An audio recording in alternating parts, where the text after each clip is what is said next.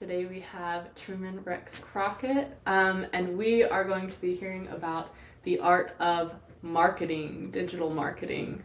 So, you want to introduce yourself? Tell us a little bit about what you do. Yeah, I'm Truman Crockett. I'm Sarah's husband. And I'm a digital marketer. I do all sorts of advertising on Facebook, YouTube, Google, Bing. I've built websites, I've done billboards, I've done radio ads, I've done television ads. I've done door-to-door sales and all sorts of things. But marketing is my undying passion, and that's my career that I've chosen. So, I feel like when I hear marketer as a job career, I think, oh, I went to college and no offense, but I don't know what I want to do with my life. Let me just go into something that, will always have a need, right? And then you say it's your undying passion. So tell me what differentiates you between these people who go in for, the stability and the creatives, which I assume is you from the sound of it.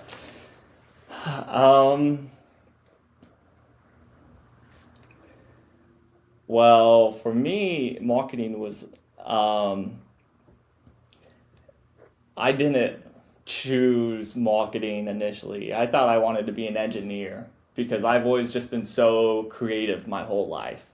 And my biggest passion, my entire career of things that I've tried was building things and fixing things. And just because you get a creative opportunity to problem solve things. Like back when I used to work on garage doors, it was every single time you came to a job, there was something different. It could have been a block wall that you weren't prepared for. It could have been you didn't have enough room on the sides or something like that. There was always problem solving that needed to happen. And you always had to come up with creative solutions for it. So when I started college, I was like, oh, I'm going to be an engineer. I love it. I love the creativity. I love all the problem solving and things like that. And I want to take what I've done in remodeling homes and garage doors, and I want to take that to a different level of creativity and building things. Um, and then as I started business school, I took a business class, and the business class was fine. It was interesting, but then we had a section on marketing, and that blew my mind. Would go into class, and this was the type of stuff that I daydreamed about hearing. It was the um, it was the type of stuff I would hear, and then I just couldn't even work on my homework anymore because it was so exciting to me that I was learning about something like this. Yeah, so I couldn't even focus on my homework because I was daydreaming about my class that I have this homework for. So it really became such an obsession. And the more I got into marketing, the more I loved it. But there's quite a few different things in marketing because I wouldn't even say I'm in the creative field of marketing. Um, Really? What would you say that looks like, the creative well, side? because the creative side of marketing is normally what you'd put videographers at, or graphic designers, or yeah, And things tell us more of that about your nature. job title. You sit down into work. What are you looking at? What are you doing? Yeah, what I do is I show up to work, pull up a computer, and I see all of this data from Google Ads on how our ads are performing, whether it be good or bad. And then based off of that, I need to tweak and I need to adjust and I need to try to do things to make our ads perform better. So when it comes to marketing, it's not the most creative. Well, I won't say that, but it's not viewed as the most creative thing. our videographers have way more creative liberty and they get to play with all these tools and design all these things. And some of them actually were art students who are doing graphic design and stuff like that. But my role is very much a data analytical type thing.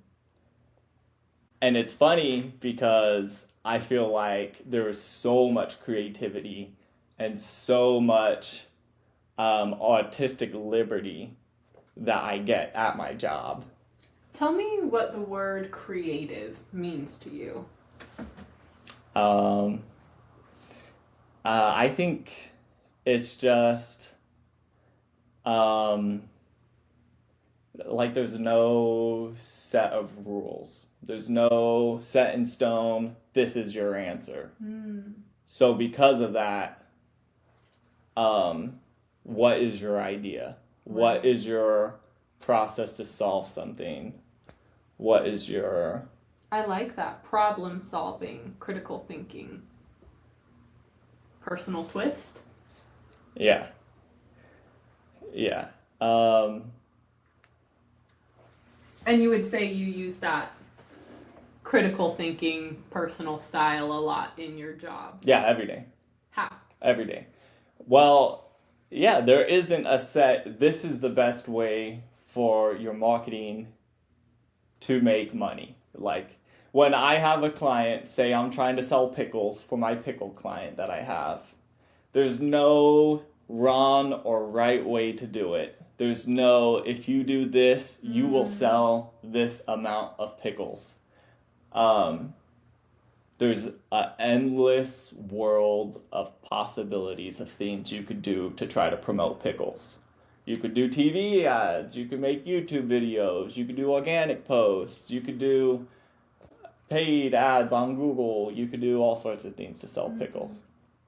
So when it comes to the realm of creativity and marketing, it's what things do I have control over, and how can I use my tools and my resources to bounce an idea off the wall and to test something.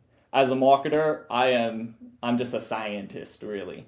I'm really taking a ball, throwing it against the wall, and seeing how far it goes. And then if I don't like that, or I don't like the angle it goes, I need to tweak something, so when I do it again, it goes in a better direction. So I'm always making all these A/B tests where everything's the exact same, but I'm testing these little variables, and then I'm constantly doing that to like change things over a long time. But there's no right or wrong way to do it. When I get into ad platforms and things like that, I have 1,000 different switches that do 1,000 different things. And yeah, there's no coaching someone on the right way to do it, because I could be doing it for my pickle client, and it could work incredibly well for them. But then I have my client that is building these AI data centers that are these huge warehouse jobs where they're getting 300 people on the job for it. The marketing strategies, even on the same platform, are going to be so different. Yeah. I'm going to have to flip so many different switches for each one of those things. That makes a lot of sense. So back in school, I remember I heard you tell me this story a long time ago. You were back in school, you were pursuing engineering, and you took a marketing class. What class was that, and what was it about you that, quote, kept you up all night, had you daydreaming about what you were learning in this class? Well, I was just always thinking about persuading people. I think I got messed up as a kid, where my family was just so huge. And so I would always spend so much of my time persuading my siblings to do things for me. So like the rush I get from persuasion is already huge. And so I've always thought in line of things like, oh, how could I persuade someone to do something like this, or things like that. And then marketing is just, how do you persuade groups of people. Let's talk about trying to move 1,000 people to go do something like this. So it's less like personal contact in some cases, but yeah, it's still persuasion at its essence. Because I got to a point where I started taking marketing classes and I'm like, oh yeah, persuasion's what I want.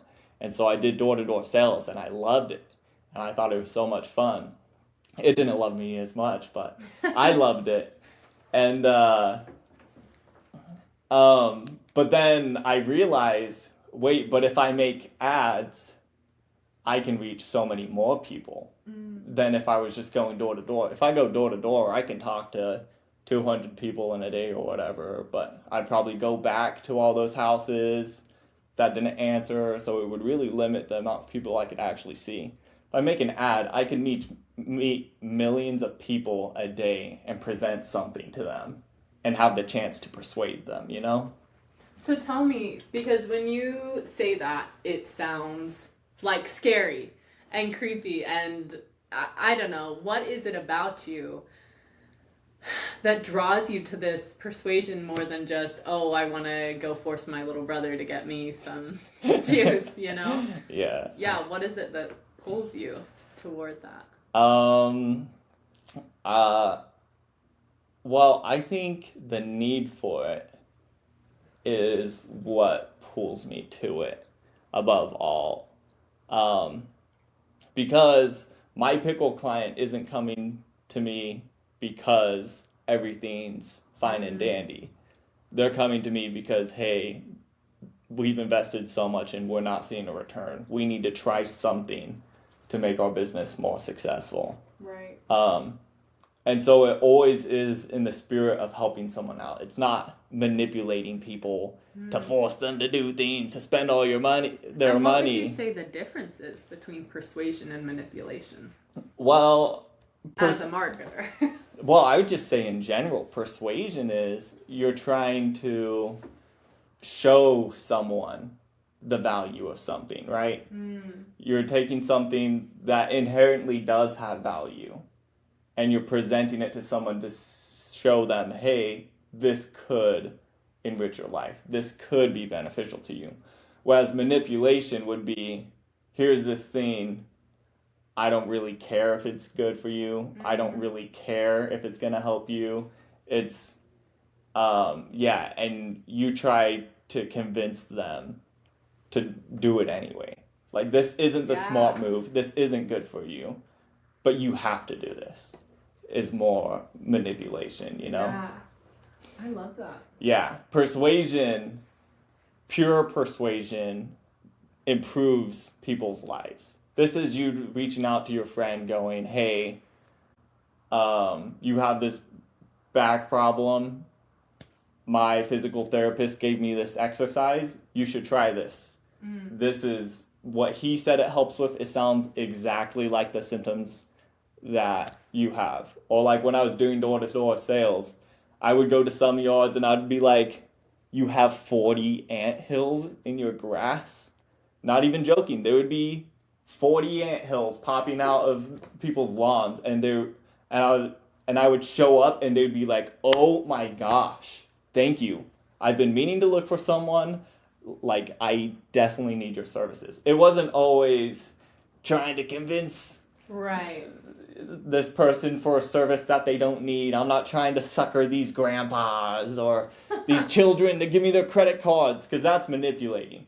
Whereas persuasion, it's like, hey, this has value. It could be beneficial to you. And I'm not forcing them. It's presenting something to them. Right. And then they get to choose. Okay. This is a question I always like to ask, but I feel like I always word it poorly.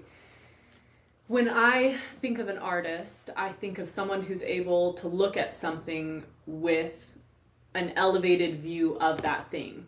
So it could be a doctor, the way a doctor can look at a bunch of cells together and know that these cells mean this thing. He is an artist in his craft in that way. The way I can look at a painting on a wall, notice the mediums they're using, notice some of the techniques they're using, the way another person who isn't trained at that field wouldn't be noticing all those things. Tell me how you are an artist in your own field when you look at these data analytics, when you look at, your work for what it is. What are you seeing that I or the untrained eye wouldn't be able to see? When it comes to me being an artist in my field, I would say the art of marketing is the art of moving things. Right? I'm trying to push people, I'm trying to pull people, I'm trying to help other artists move their product and get it into the hands of people who want it. There's movement, pushing and pulling of people to get something to happen. So I think the true art of being a marketer is to see past the numbers of everything, because I can see all of, oh, this ad got clicks, this ad got people to call on the phone. But the true art of being a marketer is to see how your one thing can move the needle down the line to prove actual results for your clients. That is such an interesting insight. I really like that. Yeah, it's less of, okay, here are the numbers, this is what I understand, but looking past that and seeing how can we apply this, how can we make changes. Yeah, that's really interesting. Okay, so in your field, how long have you been doing what you're doing? And give us a little description of your job title. What is it you do exactly? I'm like a pay-per-click specialist. What does that mean? Like pay-per-click ads. So anytime someone clicks on an ad, we pay for it. If they don't click on the ad, we don't pay for it. Kind of. And how long have you been doing this? I've been doing it since 2018, 2019. Okay. 2018. And for this time, would you say that there was any clientele that stood out, any process or anything that you did or somebody else did maybe that really just stands out in your mind as this is the important of marketing, or you helped someone and you're like, this is why I do what I do? What is it that fuels you to keep going every day? It is when you make a difference. Nothing is better than being a marketer and your client calls the office to be like, we have been getting so many phone calls. We've never had phone calls like this before. We have so many people who are asking us to go over and service their house or something like that. Yeah, there's nothing better than getting that as a marketer, because the people who are coming to us, they don't tend to be like Costco or McDonald's or things like that, The people who are coming to us is like, I'm a plumber, I have 2 employees. And so when we move the needle for them and get it so they're getting from 10 calls a month to 30 calls a month, even a slight shift like that, it makes it a big deal, like a big amount of change for them. Because they're all just small business owners who are all just trying to get by and trying to help their families. Yeah. And so marketing to me is super important, because it's just helping the little man, the little tamale peddler who's a professional artist who is the best at making tamales out of anyone there is, but his trade isn't persuading people. That's not his art form that he knows. He just knows how to make incredible tamales, So they need someone whose trade is persuading people and finding people and moving people to help them live their dreams and being an artist in the ways they've always wanted to be. Yeah. I love that. That really is so fulfilling. Is there anything you would say that on the daily, or maybe a specific experience that just really drives you crazy, really annoys you, really frustrates you, roadblocks you fall into? What does that look like? Things that drive me crazy? Um, well, the number one roadblock you'll always find with marketing is, especially with small businesses and helping the little guy, you're always going to run into a budget issue. No matter what it is, you can always spend more money on a platform to get more views, to get more clicks, to get more people to call you. You can always do more.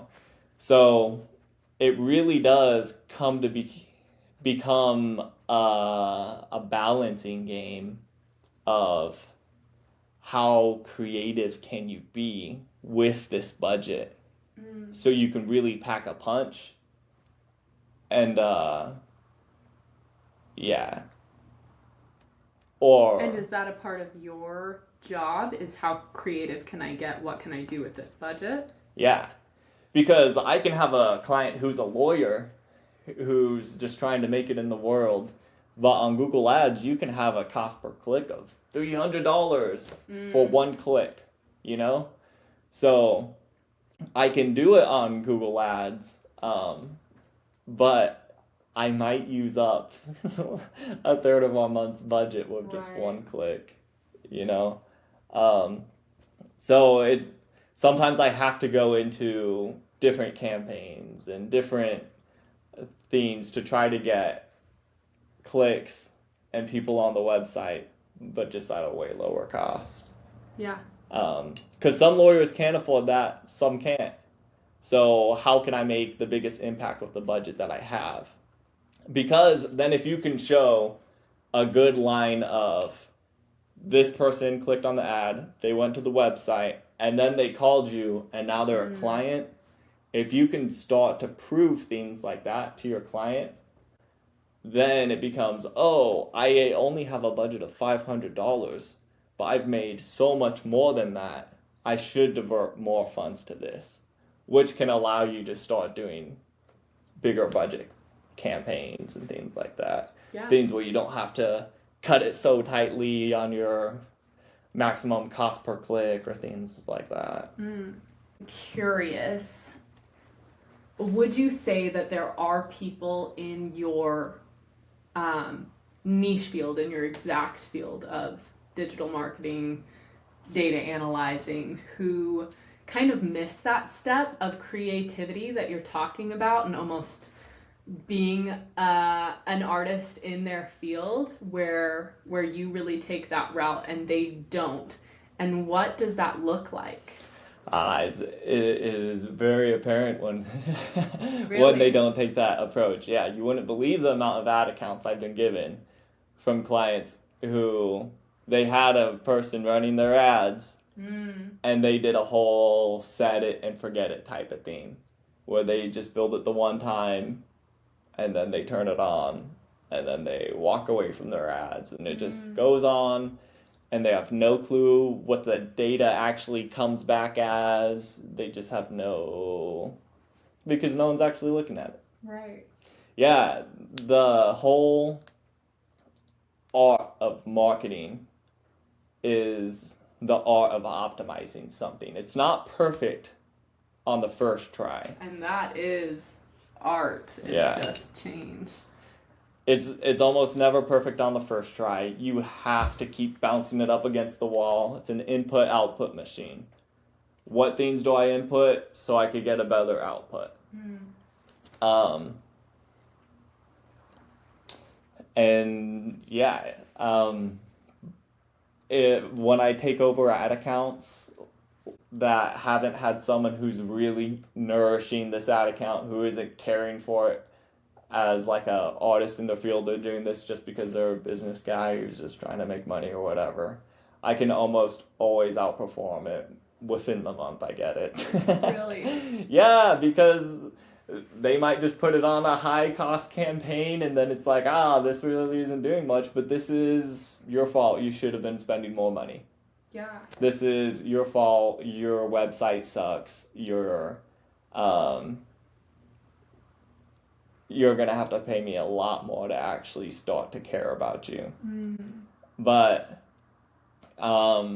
But you don't feel like that's the responsibility that you as a marketer has. You have the responsibility to take care of this and keep eyes on it until it grows into something beneficial or changes something. Yeah. And it takes time.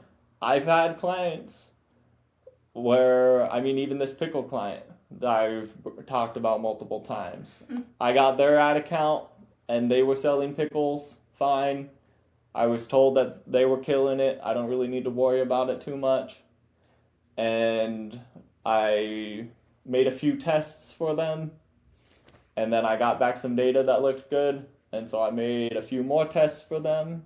And now 3 months has passed and I've increased the amount of pickles they've sold by a little bit. And then I make some more tests and then I get more promising results. And so I keep going down the line and keep bouncing things off the wall, just testing and playing and tweaking things and removing things that aren't doing well. And then, where over the span of 5 months, I took that ad account from here's 40 sales in a month to now we're doing 170 sales in a month with close to the same budget. Well, not close to the same budget. After I started getting that success, they doubled their budget. So yeah.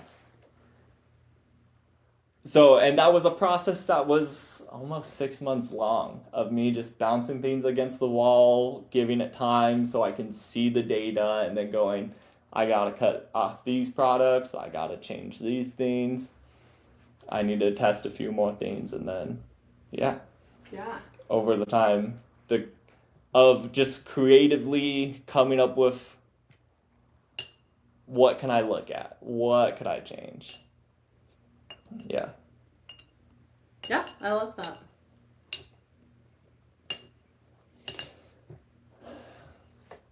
I like the idea of this show because I don't normally think of myself as an artist.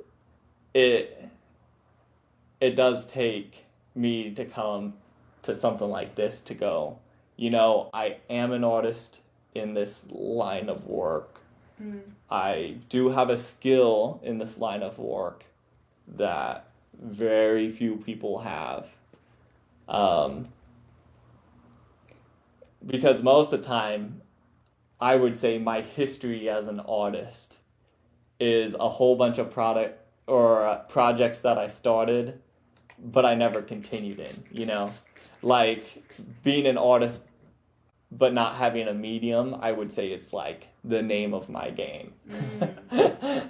Where I love getting creative and I love just envisioning something and sitting on that thought for like a month and then just tweaking little things about it until I go like, okay, I have to make this.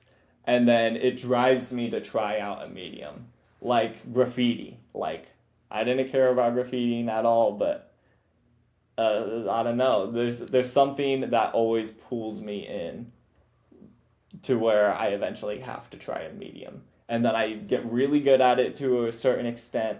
And then after I do like the project that I wanted to do, I just kind of give up on it. And it's like,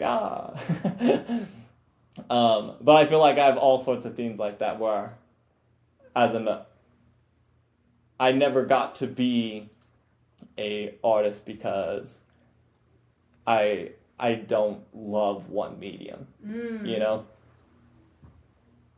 And so I've never became practiced in it. But like I've done jewelry making. I did that for 3 semesters. I've done stained glass making. I've done welding and woodworking and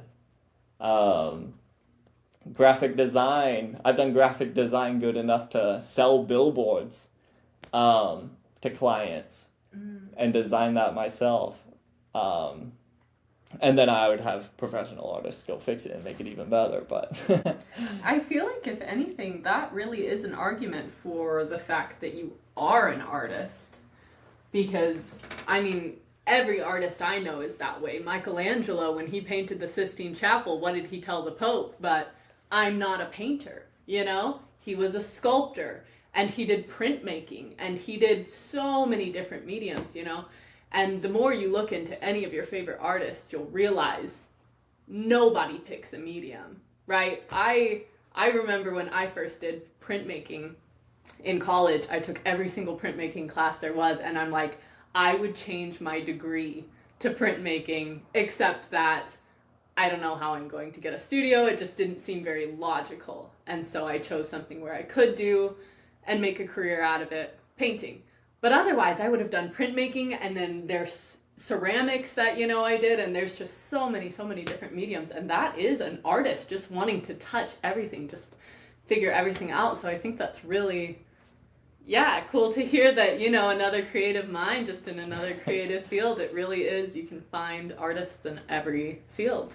Mm-hmm. That's amazing. I would say my idol as an artist would be Leonardo da Vinci, because he's very clearly like me. I obviously don't have Da Vinci's talents. He's very clearly like me. I mean, I'm basically Da Vinci himself. But the fact that he's doing like engineering projects, he's trying to build flying machines, he's trying to do all sorts of different things. And then painting just, something else that he does. And this is something else that he does. And this is, I feel like I'm like Da Vinci. And out of artists, he's the one that I admire the most, because I see myself in that a little more. Where he's taking the art and the skills of art, and he's moving it into different lines of work even. Like, he's doing construction projects as an artist. Right. Yeah, he's taking the skills that he has, his problem solving, his creativity, his understanding of the world around him, and using that as a a stepping stone, as a fuel into his project. Or yeah. So I always feel like I'm more of a Da Vinci, and I get hyped up on these projects, and I could just never stick with a medium. I have to be going and figuring out how to automate things and learn the art of unstructured data and structuring it. But yeah, I really like that. So what advice would you give to another marketer when they're first starting into the field? Maybe they're going into college for what you went into college for, or maybe they're just starting out as a marketer. What advice would you give them to work as a creative mind? Because you've stated that it really does propel you forward in this area. Do you have any insight that you could give us? I would just say you gotta touch everything. Don't get too married to one idea of, I'm only gonna do organic social posting, because I feel like that is a dead-end road in marketing.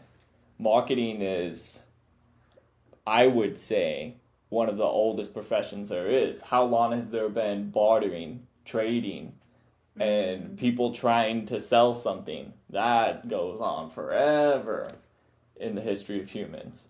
And marketing has always existed and will always continue to exist, because there will always be people who's just trying to make it in life, who's trying to have a successful business, who's trying all sorts of things, you know?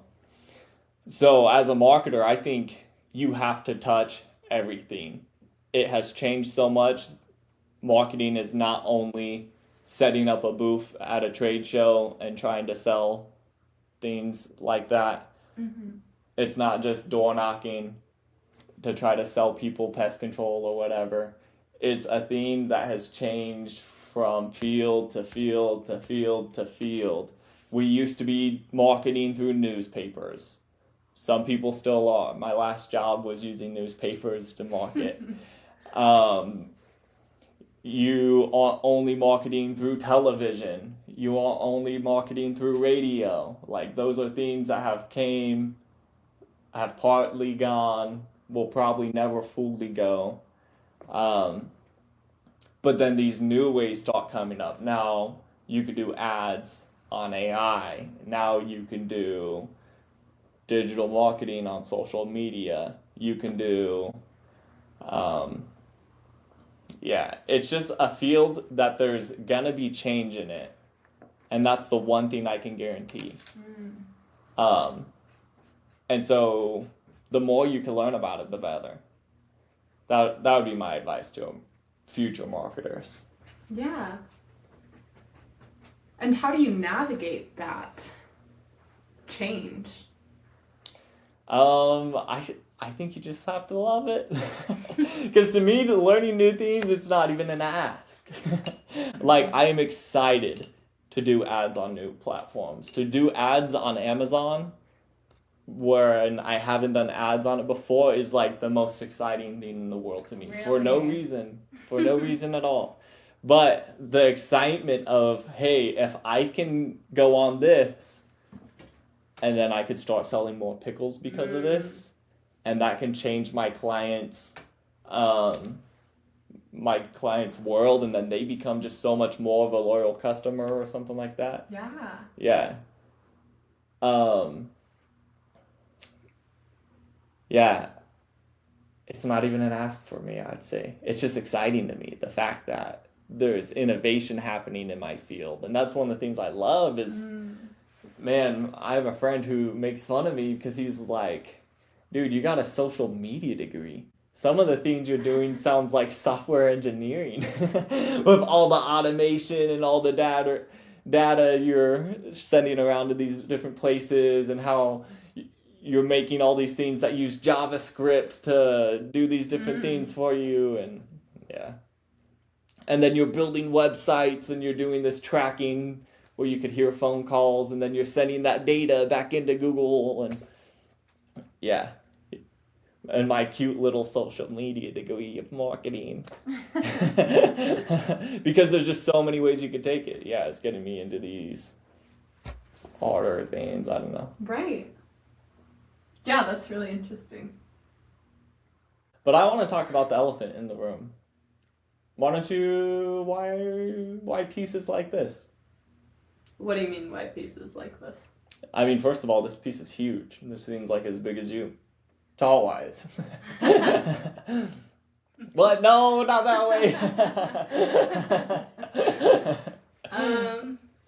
Yeah, I do pretty much exclusively make large paintings. My only smaller paintings, which aren't super small, they're usually like 2 feet. My smaller paintings are just studies. I guess if I'm being honest, I'd say the first thing that comes to my mind, and this probably isn't the realest reason, but the first thing that comes to my mind as to why I started making bigger paintings is my brother. I have an older brother, Isaiah, and we've always been really competitive. And he took the STEM route, and I took the art route. And there really is success in both fields. But I've noticed with my brother and with a lot of people in the STEM field that they like to belittle people in the art field, and that's fine. But it's always been so important to me that the voices of artists are heard. That's one of the reasons why I wanted to make this podcast, is so that you could see everywhere you go in life, in every field, there are creative thinkers, there are artists, artistic people. And so it's been very important to me that, in those eyes of people like my brother, they can see art is important. it's all around me, and to get to a point where you can't ignore the art in front of you. And the first way that I can do that is by making my pieces big. I took a ceramics class in college, and something that always stuck with me is I had a professor, and he said, for your final project, this is going to be half of your grade. And so it's important that it's really good. But if you can't make it good, make it big. And if you can't make it big, make it blue. Now that's just what he said. And somehow that's always really stuck with me. And I didn't want to limit my color palette that much. So I decided, regardless of what my subject matter was going to be, I wanted it to be big enough that you can't ignore it.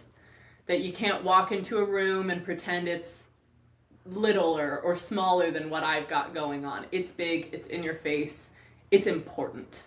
Every subject that you paint is important.